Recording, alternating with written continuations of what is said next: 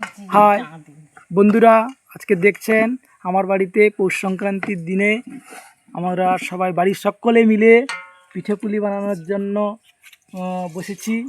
কীভাবে এই এই নতুন বছরে নতুন ধানের পিঠেপুলি বানানো হয় সেখানে দেখুন। এবং আমরা